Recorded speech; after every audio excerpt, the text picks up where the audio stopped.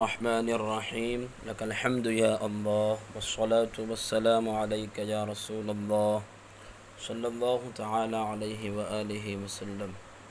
محترم عزیز طلباء، مرقات کا سبق لے کر آپ کے سامنے حاضر ہیں۔ آج کا جو ہمارا سبق ہے وہ ہے فصل المتکثر المعنی لہ اقسام عدیدہ وجہ الحصر۔ یہاں سے ہے عزیز طلباء، اس سے قبل میں نے آپ کو بتایا تھا کہ یہ جو تقسیم چل رہی ہے یہ مفرد کی دوسری تقسیم ہے،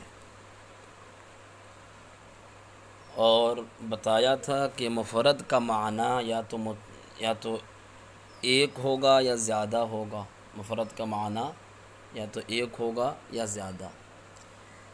پھر اگر مفرد کا معنی ایک ہو یعنی مفرد متحد، اسی کو دوسری الفاظ میں آپ اس طرح ادا کر سکتے ہیں کہ مفرد یا تو متحد المعنی ہوگا یا متکثر المعنی ہوگا۔ خیر، تو مفرد کا معنی ایک ہوگا یا ایک سے زیادہ۔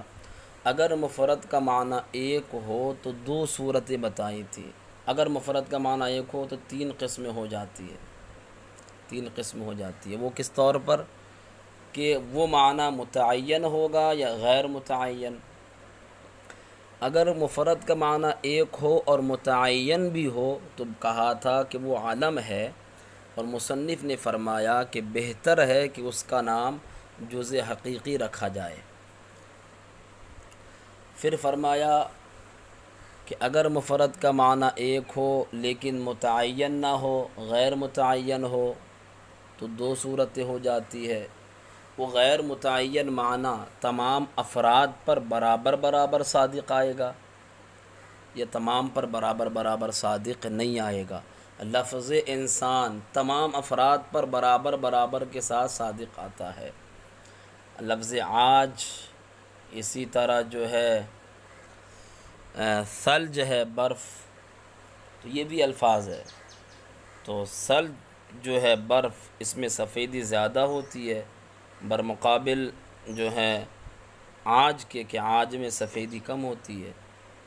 تو کل ملا کے یہ ہے کہ اس معنی کا صدق اگر برابر صادق آئے تو وہ متواتی ہے، اگر برابر صادق نہ آئے تمام افراد پر بلکہ کچھ فرق و تفاوت کے ساتھ صادق آئے تو وہ مشکک ہوتا ہے۔ کیا ہوتا ہے؟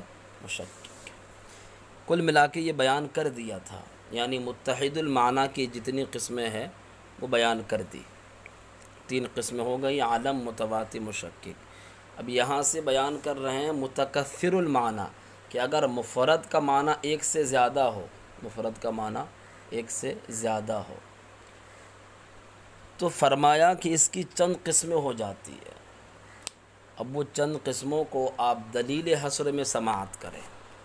کہتے ہیں کہ جس لفظ کا معنی ایک سے زیادہ ہو تو اس کی صورتیں یہ بنیں گی کہ آپ یہ دیکھیں، دلیل حصر اس طور پر ہے کہ وہ لفظ ہر معنی کے لیے، ہر الگ معنی پر دلالت کرنے کے لیے ابتداءً ہی وضع کر دیا گیا ہوگا یا نہیں۔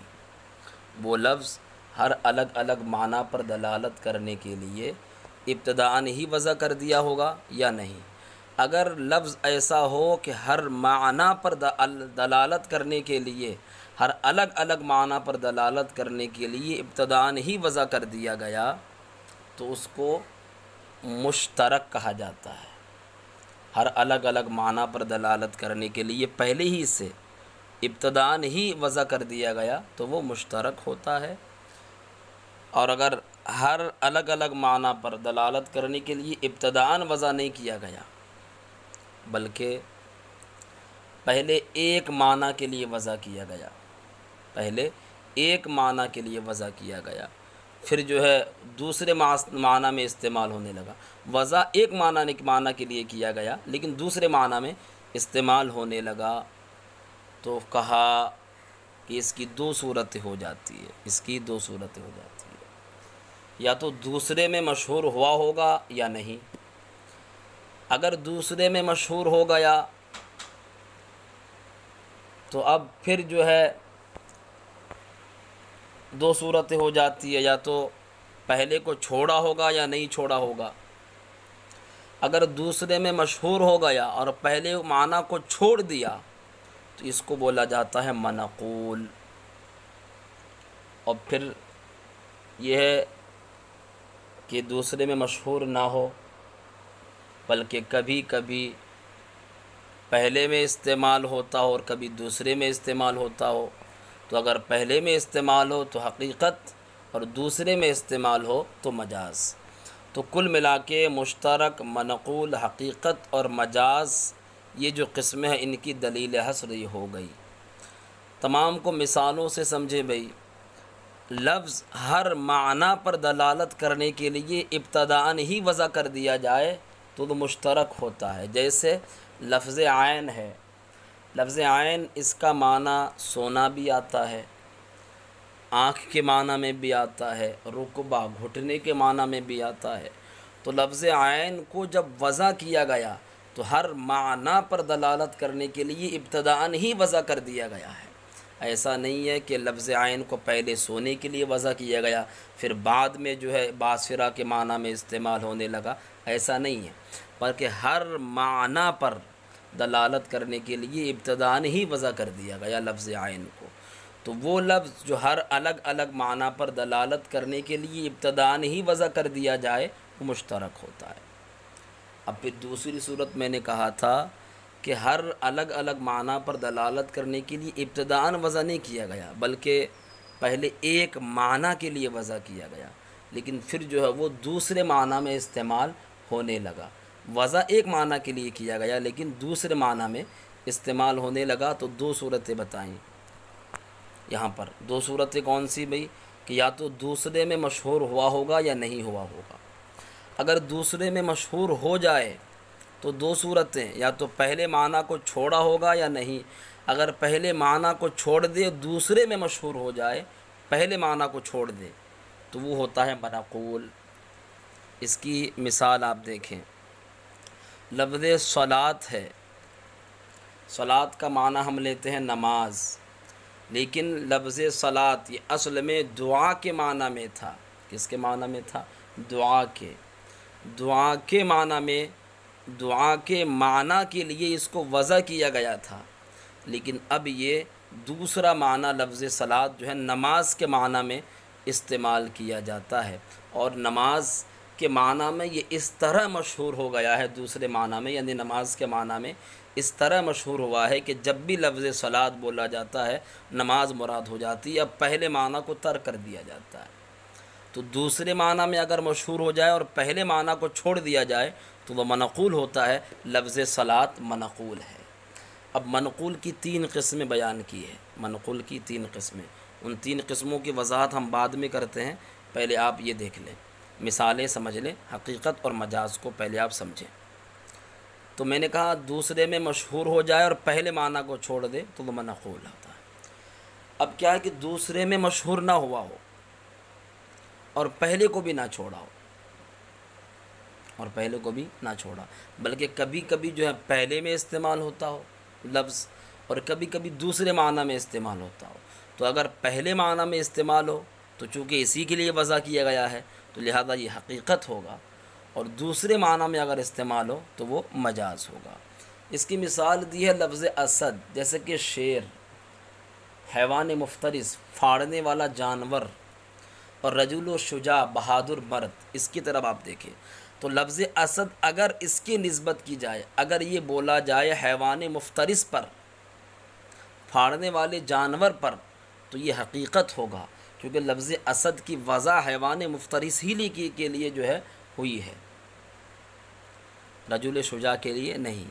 اب رجل شجاع میں چونکہ استعمال ہو جاتا ہے، بہادر مرد کو بھی شیر بول دیا جاتا ہے، تو بہادر مرد کو اگر شیر بولا جائے تو وہ حقیقت نہیں ہوگا، مجازن ہوگا۔ تو لفظ اسد اس کی نسبت کرتے ہوئے حیوان مفترس کی طرف یہ حقیقت ہوگا، پہلے معنی میں استعمال ہو رہا ہے، اور دوسرا معنی کیا ہے بھئی؟ رجل شجاع، کہ بہادر مرد کے معنی میں بھی استعمال ہو جاتا ہے لفظ اسد، تو رجل شجاع کی طرف نسبت کرتے ہوئے یہ مجاز ہوگا۔ اب پھر بھئی اس میں جو ہے منقول کی 3 قسمیں بیان کی ہے، منقول اصطلاحی، منقول عرفی اور منقول شرعی۔ منقول عرفی کسے کہتے ہیں بھئی؟ منقول عرفی کی تعریف کی ہے کہ نقلہ العامۃ العامہ، کہ جس کو عام لوگوں نے نقل کیا ہو، جس کو عام لوگوں نے نقل کیا ہو، جس کو عام لوگوں نے نقل کیا ہو۔ یہاں عام لوگوں سے مراد ویسے یہ جاہل گوار لوگ نہیں ہوتے ہیں، بلکہ عام لوگوں سے مراد جو اعلیٰ حضرت نے فرمایا ہے کہ عام لوگوں سے مراد وہ لوگ ہیں جو علماء کی صحبت میں بیٹھتے ہو، علماء سے استفادہ کرتے ہو، یہ عام لوگ سے وہ لوگ جو ہے مراد ہے۔ تو جس کو عام لوگوں نے نقل کیا وہ منقول عرفی ہوتا ہے۔ مثال دی ہے لفظ دابہ۔ الدابہ کہتے ہیں کہ لفظ دابہ جو ہے یہ پہلے جو اصل میں جو وضع کیا گیا تھا ہر اس کے لیے جو بھی زمین پر چلے، جو بھی زمین پر چلے، جو چیز بھی زمین پر جو ہے چلے اس کے معنی میں استعمال ہوتا تھا۔ لیکن پھر لفظ دابہ کو عام لوگوں نے نقل کر دیا گھوڑے کے لیے۔ پہلے عام تھا یہ، لیکن پھر جو ہے عام لوگوں نے ایک خاص جانور کے لیے اس کو نقل کر لیا۔ وہ خاص جانور کا ہے بھئی گھوڑا، تو گھوڑے کے لیے نقل کر لیا، یا پھر ہر اس جانور کے لیے جس کی 4 ٹانگیں ہوں، لفظ دابہ کو نقل کر لیا۔ تو پہلے موضوع دوسرے معنی کے لیے کیا گیا تھا، لیکن اب جو ہے جب بھی لفظ دابہ بولا جاتا ہے تو چوپایا مراد ہوتا ہے، 4 ٹانگوں والا جانور، یا پھر گھوڑا مراد ہوتا ہے۔ اس کو نقل کرنے والے کون ہیں بھئی؟ عام لوگ ہیں، اور جس کو عام لوگ نقل کرے وہ منقول عرفی ہوتا ہے۔ لفظ دابہ منقول عرفی ہے۔ منقول کی دوسری قسم ہے بھئی منقول شرعی۔ ہاں، منقول شرعی جس کو شریعت نے نقل کیا، جس کو شریعت نے نقل کیا ہو، شارع نے نقل کیا ہو۔ اب دیکھیں بھئی لفظ صلاۃ کی مثال دے دی تھی میں نے کہ لفظ صلاۃ کو وضع کیا گیا تھا دعا کے معنی میں، لیکن پھر اس کو شریعت نے نقل کیا الصلاۃ، نماز کے لیے۔ تو پہلے تو دعا کے معنی میں تھا، لیکن اب نماز کے معنی میں استعمال ہوتا ہے۔ دوسرا معنی کو، پہلے معنی کو چھوڑ دیا ہے، اور دوسرے معنی میں اس طرح مشہور ہو گیا ہے کہ پہلے معنی جو جس کو لیے وضع کیا گیا تھا اس کو چھوڑ دیا ہے۔ تو یہ منقول شرعی ہے بھئی، اس کو شریعت نے نقل کیا ہے۔ اور ایک منقول اصطلاحی کہ جس کو خاص ایک جماعت نے نقل کیا، خاص جماعت نے نقل کیا ہو، جیسے کہ بھئی جو ہے لفظ اسم کو لے لیں۔ لفظ اسم بلندی کے معنی میں استعمال ہوتا ہے، بلندی کے معنی میں یہ پہلے موضوع تھا، لیکن بعد میں خاص جماعت جو کہ نحویوں کی ایک جماعت ہے، اس جماعت نے اس کو ایک ایسے کلمے کی طرف جو ہے منتقل کیا کہ جس کا جو اپنا معنی خود بخود بتاتا ہو، اور تینوں زمانوں میں سے کسی ایک زمانے کے ساتھ نہ پایا جائے، تینوں زمانوں میں سے کوئی زمانہ اس کے ساتھ نہ پایا جائے۔ تو یہ خاص کلمے کی طرف جو ہے اس کو نقل کر دیا۔ پہلے بلندی کے معنی میں تھا، اب ایک خاص کلمے کی طرف نقل کر دیا ہے، جو کہ ایک نحو میں ایک اصطلاح، ایک جو ہے اصطلاح ہے، ایک کلمہ ہے نحو میں، اس کی طرف نقل کر دیا بھائی۔ تو اب جب بھی لفظ اسم بولا جاتا ہے تو وہی کلمہ مراد ہوتا ہے، بلندی کے معنی میں استعمال نہیں ہوتا۔ جب بھی لفظ کلمہ بولا جاتا ہے ہمارا ذہن، جب بھی لفظ اسم بولا جاتا ہے ہمارا ذہن اسی طرف فوراً چلا جاتا ہے کہ ہاں اسم وہ کہ جو اپنا معنی خود بتائیں، جس کا معنی مستقل ہو، اور تینوں زمانوں میں سے کوئی زمانہ اس کے ساتھ نہ پایا جائے۔ جب بھی لفظ اسم بولا جاتا ہے ہمارا ذہن فوراً اسی طرف چلا جاتا ہے، بلندی کا معنی کا تصور ہمارے ذہن میں نہیں آتا ہے پھر۔ تو یہ ہے منقول اصطلاحی جس کے خاص جماعت نے نقل کیا ہو۔ ترجمہ دیکھ لے بھئی، پورے کا خلاصہ میں نے آپ کے سامنے بیان کر دیا ہے۔ فصل المتکثر المعنی، یہ فصل ہے اس کے بیان میں کہ جس کا معنی زیادہ ہو، لہو اقسام عدیدہ، اس کی چند قسمیں ہو جاتی ہے۔ وجہ الحصر، دلیل حصر یہ ہے ان اللفظ الذی کثر معناہ، کہ وہ لفظ جس کا معنی زیادہ ہو، ان وضع ذلك اللفظ لكل معنى ابتداء بأوضاع متعددة على حدة يسمى مشتركا، اگر وہ لفظ ہر معنی کے لیے ابتداءً ہی وضع کر دیا گیا، بأوضاع متعددہ چند وضعوں کے ساتھ، على حدة علیحدہ یسمى مشترکا تو اس کا نام مشترک رکھا جاتا ہے، کالعین جیسے کہ عین، وضع تارة للذهب یہ کبھی سونے کے لیے وضع کیا گیا، وتارة للباصرہ اور کبھی آنکھ کے لیے، وتارة للرکبہ اور کبھی گھٹنے کے لیے۔ وَإِن لَّمْ يُوضَعْ لِكُلٍّ ابْتِدَاءً اور اگر وضع نہ کیا جائے ہر ایک کے لیے ابتداءً ہی، بل وضع اولا لمعنی بلکہ پہلے ایک معنی کے لیے وضع کیا گیا، ثم استعمل فی معنی ثان پھر استعمال کیا جانے لگا دوسرے معنی میں، لأجل مناسبت بینہما ان دونوں کے درمیان کسی مناسبت کی وجہ سے، ان دونوں کے درمیان کسی مناسبت کی وجہ سے۔ تو اب اس کی بھئی دو صورتیں ہو جاتی ہے، بیان کیا تھا، ان اشتہر فی الثانی اگر دوسرے میں مشہور ہو، وترک موضوعہ الاول اور اس کے پہلے معنی کو چھوڑ گیا ہو، تو یسمى منقولا تو اس کا نام منقول رکھا جاتا ہے۔ والمنقول اب منقول کی تین قسموں کا بیان ہو رہا ہے، عرفی، شرعی، اصطلاحی بیان کیا تھا میں نے بھی۔ والمنقول بالنظر الی الناقل اور ناقل کی طرف نظر کرتے ہوئے منقول منقسم ہوتا ہے الی ثلاثۃ اقسام تین قسموں کی طرف، احدھا ان میں سے ایک المنقول العرفی منقول عرفی ہے، باعتبار کون الناقل عرفا عاما عرف عام ناقل ہونے کے اعتبار سے، عرف عام میں ناقل ہونے کے اعتبار سے۔ وثانیہا المنقول الشرعی دوسری قسم منقول شرعی ہے، باعتبار کونہ ارباب الشرع ارباب شرع اس کا ناقل ہونے کے اعتبار سے۔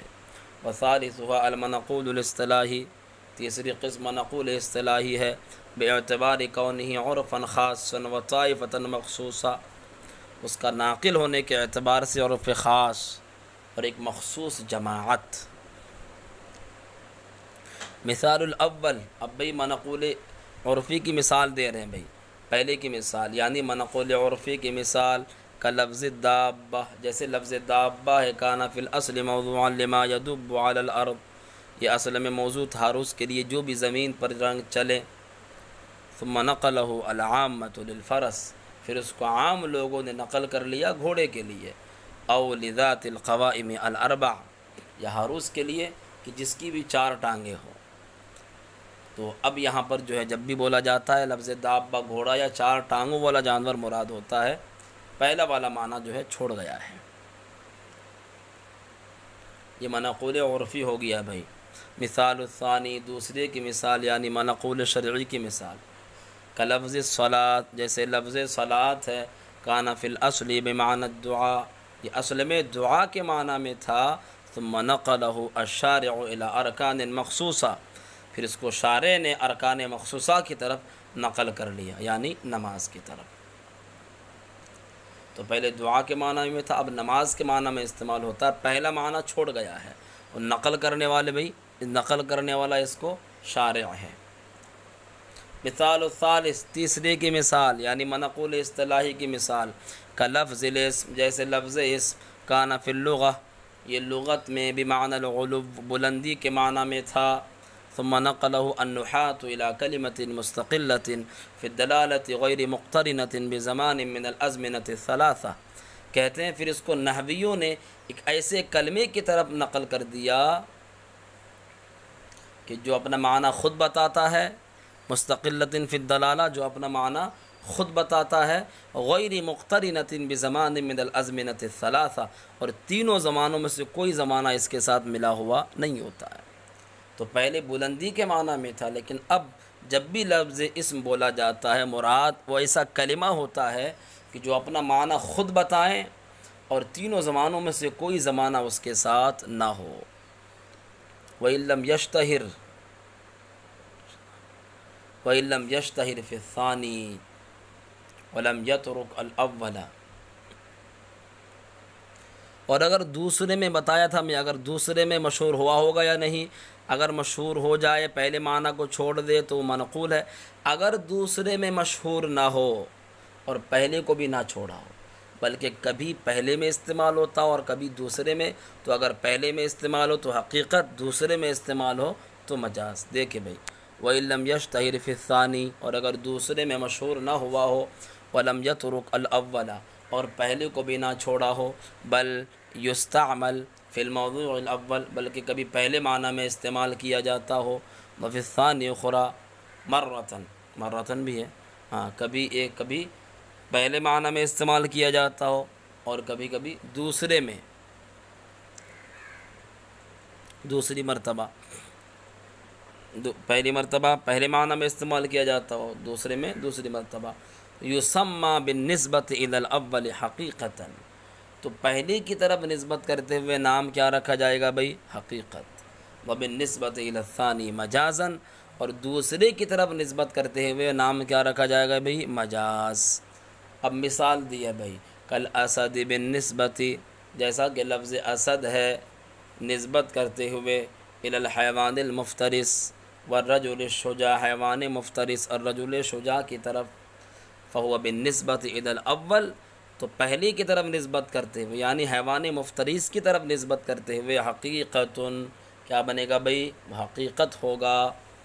وبالنسبت الی الثانی مجاز، اور دوسرے کی طرف نسبت کرتے ہوئے لفظ اسد کی وہ کیا بنے گا بھئی؟ یعنی رجل شجاع کی طرف، تو وہ کیا ہوگا؟ مجاز ہوگا۔ یہ ہمارا آج کا سبق ختم ہوا، انشاءاللہ عز وجل اگلا جو سبق ہوگا وہ مرکب کے بارے میں ہے اور جو ہے مرادف کے بارے میں ہے۔